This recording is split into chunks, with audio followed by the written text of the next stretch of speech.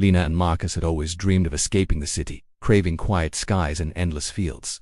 When they arrived at the old countryside farm, it seemed like a paradise, but the moment their feet touched the golden wheat, something invisible began watching, waiting. Shadows moved where no one should be. Whispers slithered through the wind, and the land itself seemed alive, shaping them into something they couldn't understand. By the time night fell, Lena realized the farm had already claimed Marcus, and it was only beginning to claim her. I had always imagined life in the countryside as peaceful, almost magical. The city noise, the blaring horns, and endless crowds were suffocating me, and I longed for open skies and fields that stretched farther than the eye could see. When I finally arrived at the farm, the place seemed almost too perfect to be real. The house was old, with peeling paint and weathered wood, but it had a charm that drew me in, like a quiet invitation. Beyond it, the wheat fields shimmered golden in the sun, and a dark forest framed the horizon. I felt a strange pull toward the land, a sense that it had been waiting, silently, for someone like me to arrive. The first few nights were eerily tranquil. I would lie awake in the dark, listening to the wind whisper through the wheat, thinking it sounded almost like voices murmuring to each other. The stars were dazzling, so many that they looked like a million tiny lanterns scattered across the sky. I wanted to believe the place was safe, untouched by human cruelty, a perfect retreat. But there was something wrong, something I couldn't put my finger on.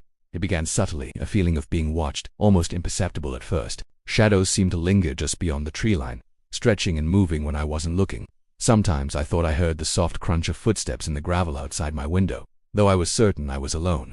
I told myself it was just my imagination, a side effect of too much isolation and too many horror stories. Yet, deep down, I couldn't shake the unease that crept up my spine like icy fingers. One evening, driven by a mix of curiosity and growing fear, I wandered to the edge of the field. The wheat swayed gently in the wind, hiding everything beyond it. And then I saw it at crouched shape, dark and still, moving between the stalks. My heart hammered, and I froze. When I blinked, it vanished. There was no trace, no imprint in the soil, nothing to indicate that anyone or anything had been there. I tried convincing myself it was a trick of the light, or a shadow cast by the setting sun, but the unease only deepened. Every evening after that I felt eyes on me, silent and unyielding, as if the land itself had a consciousness and was studying me. Sleep became uneasy. I would wake to the faintest sounds, a rustling of wheat outside my window, a whisper of wind that felt more deliberate than natural. Once I heard soft scratching, almost like nails dragging along wood. It was coming from the window, or so I thought, but when I turned on the light, there was nothing. I checked the doors, the shutters, every corner of the house. Nothing. I tried to reason with myself, telling myself that the wind could create strange noises in old houses, that shadows could play tricks on the mind. But my rational explanations began to crumble. The nights grew colder, even though it was still summer. The air inside the house felt heavier, almost viscous, pressing down on me. I would lie awake, clutching the sheets, listening for anything that could explain the feeling of being watched. And then it happened, the first undeniable sign. Deep footprints, wet and dark in the soft soil, led away from the house, snaking into the wheat fields and disappearing into the distance. They were too large for any ordinary human, elongated, with toes I couldn't quite make out, and perfectly spaced. Whoever or whatever made them had walked without disturbing the soil beyond their own path, leaving an eerie, unnatural trail. I tried to leave the house that night, to escape, but the road seemed different. The familiar path was gone, replaced by endless fields stretching in circles. It was impossible, irrational, yet terrifyingly real. I returned inside, heart pounding, unable to shake the thought that someone or something was waiting just beyond the safety of the walls. I forced myself to sleep, though every creak of the floorboards made my blood run cold. In the dead hours of the night, I awoke to the unmistakable sensation of cold air brushing my neck.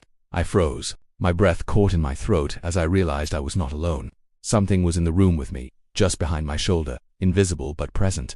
I didn't dare turn.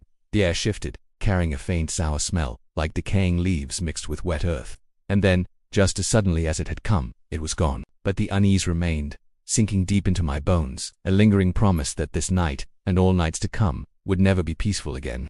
The next day I tried to shake off the terror of the night before. Sunlight made the fields seem less threatening, almost normal.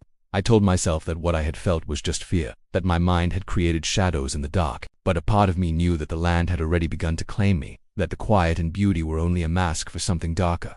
Curiosity pulled me toward the forest that bordered the fields. It loomed like a wall of darkness at the edge of the farm, the trees thick and gnarled, their branches twisting like long fingers reaching for the sky. I hesitated at the edge, feeling the air shift. The forest seemed to breathe, alive with an ancient patience. The deeper I walked, the quieter it became. Birds and insects that should have been everywhere were gone. The forest felt suspended, frozen in time, waiting. I discovered the remains of old structures, forgotten and decayed. Roofs had collapsed, walls were splintered, and weeds had overtaken the rooms. Inside one building I found small figurines carved from wood, crude and unsettling. Each one had hollow eyes that seemed to stare directly at me, judging me, even accusing me of trespassing. My stomach churned, and I felt as though the figurines were alive, their gaze heavy, watching my every move. I set them down and stepped back, but the feeling followed me, like a shadow glued to my skin. I continued deeper, drawn by a force I couldn't name. The path twisted, impossible in its design, and soon I realized I had lost my way. The forest had swallowed the trail behind me, leaving nothing but a wall of trees and darkness. Panic rose. I called out, but my voice sounded small and weak, devoured by the heavy air. That's when I heard Italo whisper, carried on a wind that didn't exist. I couldn't understand the words, but the tone was clear. It was warning, threatening, a cold malice that sent my pulse racing. Hours or perhaps only minutes passed, and I stumbled back into the field. Everything looked the same as before, but the wheat seemed taller, bending in ways that didn't make sense. There were patterns in the stalks, subtle at first, but they twisted and curved like strange symbols pointing toward the forest. My heart pounded as I followed the subtle movement of the wheat. Then I saw them, tiny footprints at the edge of the field, surrounding my house in a circle. They were small, childlike, yet too perfect to be natural. The footprints led nowhere, forming a ring that seemed impossible, and my stomach turned cold. I stayed on the porch all night, unable to sleep, unable to ignore the sounds outside. The wind whispered constantly, carrying voices I couldn't place. They spoke my name, mocking me, coaxing me to step into the darkness. Shadows moved between the wheat stalks, thin and elongated, melting into the night. I tried to keep my eyes open, but exhaustion eventually claimed me, though sleep felt wrong, heavy with the sense of eyes on me, waiting. When I awoke, the morning light offered no comfort. The footprints hadn't disappeared. They had multiplied, snaking further into the field, circling the house, then vanishing as abruptly as they began. I wanted to leave, to escape this farm, but when I reached the edge of the property, the forest had grown taller, darker, almost alive, swallowing the horizon. The path I thought led away twisted back toward the house, looping endlessly. I realized then that the land had no intention of letting me go. By evening, a persistent scratching began at the windows again. I tried to convince myself it was animals, birds, raccoons. Anything but the sound was deliberate, methodical. It came from every side at once, circling the house, moving under the porch, at the doors. My chest tightened as I backed away, feeling trapped, hunted. I imagined faces peering at me from the shadows, watching me with hollow eyes like the figurines I had found in the forest. Finally, I froze in the living room, staring at the field. Among the swaying stalks, I saw movement, something crouched, still, yet unnaturally poised. My heart thudded painfully. When I focused, it vanished, but I knew it hadn't truly gone. I could feel it, a presence that lingered, patient, observing, waiting for nightfall. That night, I woke to the unmistakable sound of my name whispered outside my bedroom window. The voice was soft, distant, and yet terrifyingly close. I pressed myself to the floor, willing it to stop, but the whisper grew louder, repeating my name with a hunger I couldn't describe. And then, just before dawn, I saw it, a shadowy figure standing at the edge of the wheat field, watching, unmoving yet somehow smiling. I didn't dare blink. When the sun rose, it was gone, leaving only the feeling that something had stepped closer to the house while I slept. Sleep became impossible. Every creak of the floorboards, every sigh of the wind, made my heart jump. That house, once charming in its decay, now felt alive, watching me, responding to me. Shadows gathered in corners, moving just out of sight, and I knew I wasn't imagining it. Even in the daylight, the fields and the forest felt wrong. The sun seemed weaker here, filtering through the wheat and trees in slanted, unnatural beams that made everything look sharper, darker, alive. I tried leaving the farm, thinking that perhaps if I escaped, the terror would end. But each time I reached the road, it twisted back impossibly, leading me right back to the house. The paths seemed to rearrange themselves, guiding me, trapping me. The forest on the horizon loomed larger each time, darker, as if the trees were stretching and leaning closer, silently watching. Panic began to eat at me, and the feeling of being hunted became undeniable. One evening, driven by a mix of desperation and morbid curiosity, I climbed the old water tower at the edge of the field. From above, the farm looked almost normal, peaceful, serene, but the wheat fields told a different story. Patterns stretched across the crops, vast spirals and circles, intricate shapes that were impossible to create by hand. The earth itself seemed to be marking messages in a language I didn't understand. My stomach churned at the thought of someone or something having the power to manipulate the land so precisely, so deliberately. And then I saw them, figures moving among the stalks, slow, bending unnaturally at the knees, bodies too thin and elongated, limbs that seemed to stretch beyond reason. Their faces were hidden in shadow, featureless and smooth, yet I could feel their gaze, piercing and deliberate. My heart pounded in my chest, and I stumbled back, nearly losing my footing. When I looked again, they froze, perfectly still, as if sensing my eyes upon them. The instinct to flee screamed inside me, but my legs refused to obey. I climbed down the tower, hands trembling, and ran back to the house, desperate for the safety of walls that no longer felt protective. The next morning I discovered something that made my blood run cold. In the soft soil at the edge of the field, there was a fresh outline of a human figure, but it was not ordinary. It was my shape, perfectly traced, as if someone had pressed a giant mold of me into the earth. I had not stepped outside the house since the night before. I backed away, heart racing, and felt a creeping certainty that I had become part of something much larger than myself, something ancient and patient, waiting in the wheat. The days blurred together. I would pace the rooms, staring at the windows, listening to the wind whispering my name through the stalks. Shadows in the corners seemed to grow thicker when I wasn't looking directly at them, only to vanish when I turned. The figurines I had found in the forest began appearing inside the house, teeny, grotesque versions of themselves placed in corners, on shelves, staring with hollow, accusing eyes. Each night, the scratching at the windows grew more insistent, more rhythmic, like someone counting seconds, waiting for me to succumb. One particularly dark night, I awoke to a sound that froze my blood, a voice, my own voice, carried from the wheat fields. It was faint, distant, repeating my name, urging me to come closer. The sound was unmistakable.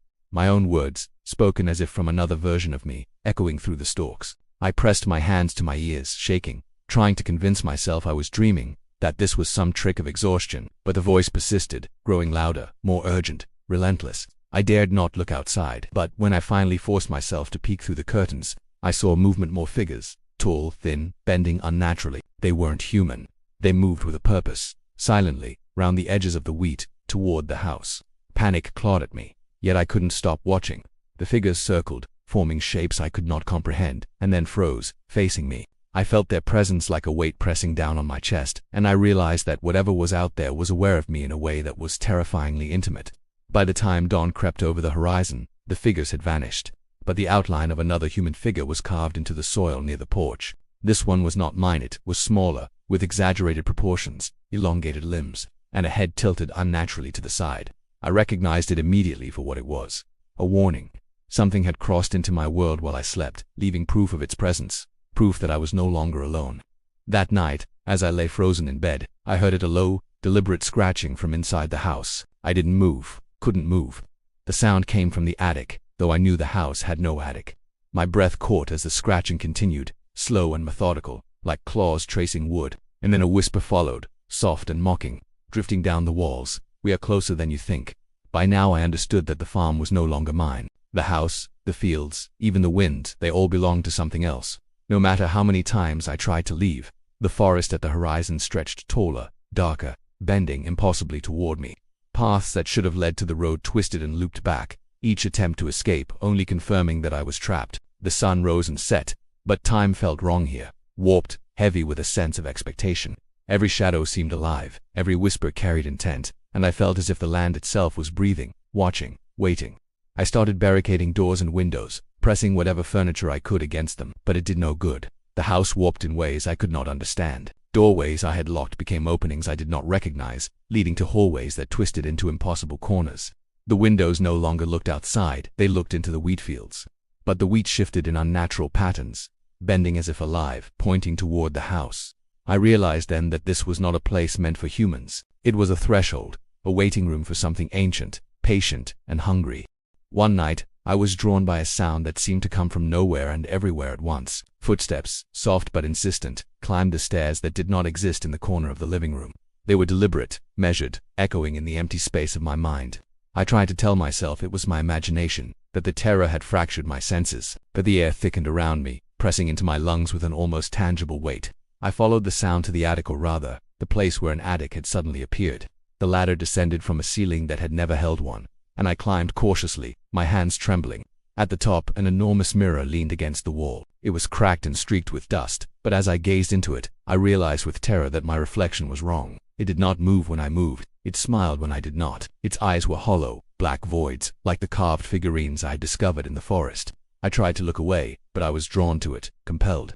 The reflection pressed its fingers against the glass, as if reaching out to me. I staggered backward, my heart pounding, and when I returned a moment later, the mirror was gone. The attic was empty. Yet the unease remained, crawling under my skin, whispering in a language my mind could not process. When I touched the floorboards, fresh scratches traced across the wood, forming words that made my blood run cold. "We see you." The nights were the worst. The whispers grew louder, forming words I could almost understand, carrying promises of safety if I joined them, and threats if I resisted. I had no choice but to remain inside, pacing the rooms, listening for anything that might give me a hint of escape. Shadows stretched along the walls, gathering in corners, moving when I wasn't looking, always moving closer. The figurines multiplied, appearing in places I could not reach, watching silently with hollow eyes. The house itself seemed to pulse with life, breathing slowly, methodically, as if it knew my every move. One night, I thought I was safe. I lay in bed, the covers pulled tight around me, staring at the ceiling. Then I heard it, a voice from the walls, low and mocking, speaking in my own tone. It was my voice, whispering things I had never said aloud, promising safety, warning me, inviting me to step into the wheat. I tried to cover my ears, but the sound penetrated deeper, burrowing into my mind. I realized then that the house had become a trap for not only my body but my mind. And then the scratching began again, this time from the floorboards beneath me. I pressed myself to the bed, shivering, listening as the noise moved closer, faster, circling the room. I could feel the presence of something there, patient, waiting for the right moment to reveal itself. Then I saw movement from the corner of my eye. The walls seemed to bend inward, and from the warped shadows emerged a figure tall, thin, and featureless, bending impossibly. My heart froze as I recognized the form. It was me, or a version of me, but wrong. Its smile stretched too wide, its eyes hollow black voids, staring, judging, waiting. I backed away, stumbling, and the figure followed, moving without sound. I realized the truth in that instant. The farm did not just observe, it collected, it molded, and I was next. I had already begun to change. The house, the fields, the forest, they were patient, ancient, and relentless. As I sank to the floor, exhausted and terrified, I understood one thing: there was no escape. And in the wheat outside, shapes were moving closer, waiting for the night to fall again. I had reached the point where I no longer understood what was real. The farm, the fields, the forest, and even the air itself seemed alive, patient, and hungry. Every attempt to escape ended in the same way, paths looping impossibly back to the house, the horizon darkening with the leaning trees of the forest, and the wind whispering my name. I began to understand that the land did not just watch, it collected. It did not merely observe, it reshaped, and I was becoming part of it. I tried to burn the house one night, thinking that fire might break the hold the farm had over me. I stacked furniture, old books, and dried leaves into piles, striking matches again and again. The flames sputtered and died no matter how carefully I tended them, as if the house refused to be destroyed. Even the wind, which had always carried whispers, seemed to fight against the fire, swirling the smoke back into the rooms, suffocating me with its acrid tempths. I ran outside, choking, and watched as the house remained intact, a stubborn sentinel, its windows reflecting the golden wheat with an unsettling perfection. I tried digging into the soil, hoping to destroy the strange symbols etched into the fields, but my hands sank into the earth and emerged sticky, cold, and heavy. The soil seemed almost alive, clinging to me, resisting my efforts. The figurines I had found in the forest multiplied again, appearing in the dirt, staring up at me with hollow eyes. Shapes moved beneath the wheat, too large to be human, bending and stretching in ways that made me vomit. I began to understand that the land itself was a trap, and every inch I tried to control only drew me deeper into its web. One night, I hid in the cellar, crouched in the darkness, pressing my back against the cold stone. The walls throbbed as if the house had a heartbeat, slow and insistent, echoing in my skull. I could hear whispers through the floor, through the walls, voices speaking in tones I didn't recognize but somehow understood. They spoke promises of safety, warnings, and hunger all at once. The air grew thick, pressing into my lungs, and the floorboards above me creaked. Something was moving there, pacing, circling, waiting. I wanted to scream, but my voice failed me. Then I saw it, a shadow emerging from the darkness, tall, thin, bending impossibly. Its face was featureless, yet I knew it mirrored me. I realized with horror that it was not another creature, it was me, or what I was becoming. Its smile stretched too wide, its eyes hollow and black. It did not move like a person. It flowed, gliding over the floor with patience and intent. I understood then that the farm had already begun to remake me in its own image. My body, my mind, my very being was being reshaped into something unrecognizable, something that belonged to the wheat in the forest. I tried to flee, but the cellar door led me not outside, but into the field itself. The wheat surrounded me, bending and shifting as if it had a consciousness. Patterns appeared beneath my feet, circles, spirals, shapes I could not comprehend, drawing me in, guiding me. The whispers grew louder, blending into one voice, my own voice speaking from the earth, calling me closer. I stumbled, trying to resist, but the field pulled me forward, patient and unyielding.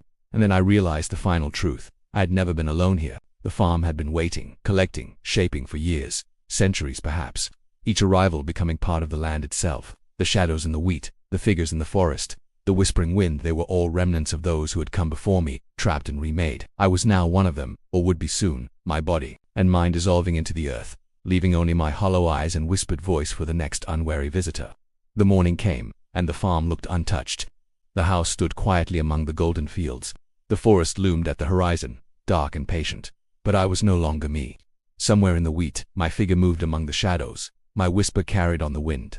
Occasionally, I see a new arrival standing at the edge of the forest, staring at the house, unsure if it is real. I watch them, knowing the farm is patient, knowing the wheat will guide them closer. And in the deepest part of my mind, where I can still think, I wait. The farm waits. The forest waits. We are waiting, and there is always someone new who will come. Drawn by the promise of peace, by the beauty of the countryside, by the quiet, and we will claim them, one by one, until they, too, are part of the land. I do not know how long this cycle has existed, nor will I ever leave it.